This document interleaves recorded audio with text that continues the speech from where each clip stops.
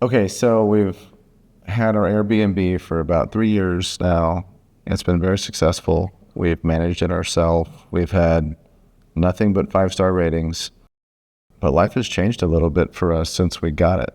We've had so many good memories there. I mean, especially the first 7 months when we were going over there every single weekend and we were making our vision come to life, which was kind of like the first time we ever had that opportunity to really make a new design and renovate some spaces.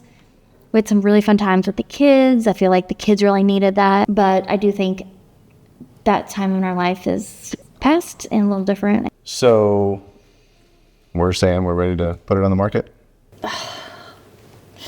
It's hard to say yes because we've had so many good memories. It's hard to close a chapter, but I think we do. I think it's the best decision for our family. So why don't you head down there, see what we need to do, see what needs to be touched up, and get it on the market. Okay.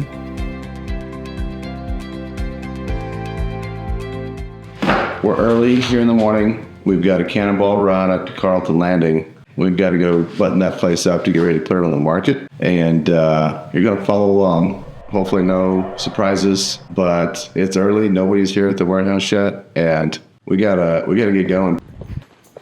Ready to roll? Yep. All right, we've got the goods. These are spruce up the beds. The annual trip, maybe the last one for this property. Okay. So now we can get to work. What are we chasing? Is this? A huge spider. Oh, you guys.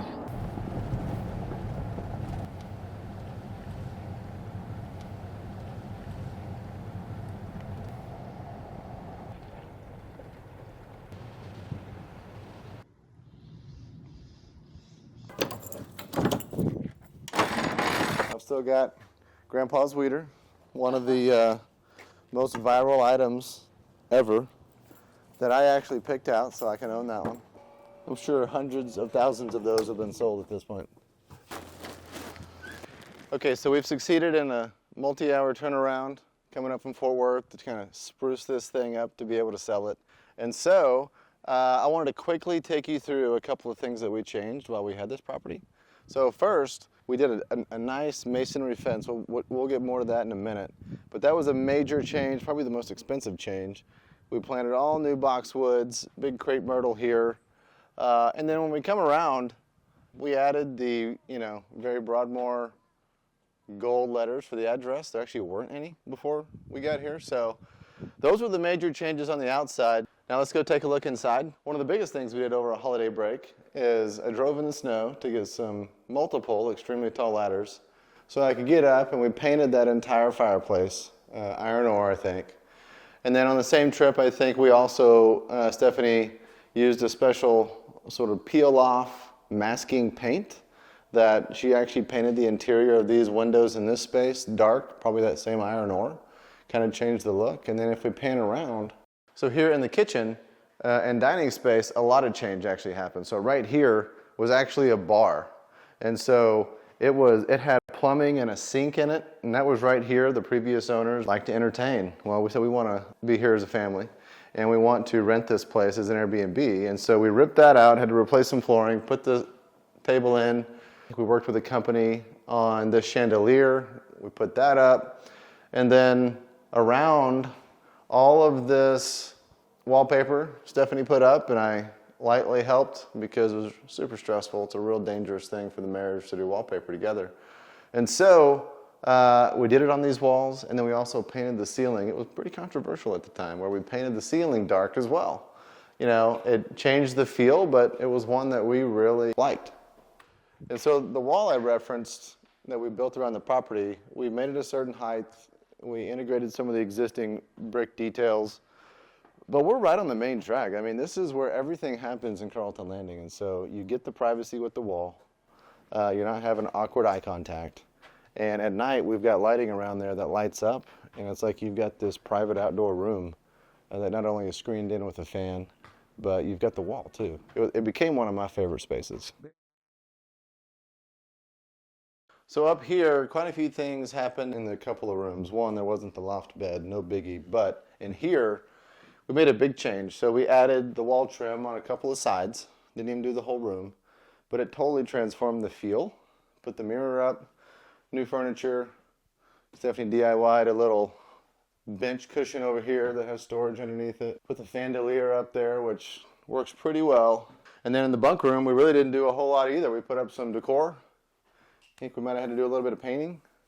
But this was the boys' home base away from home, with the views where they can see everything that's going on.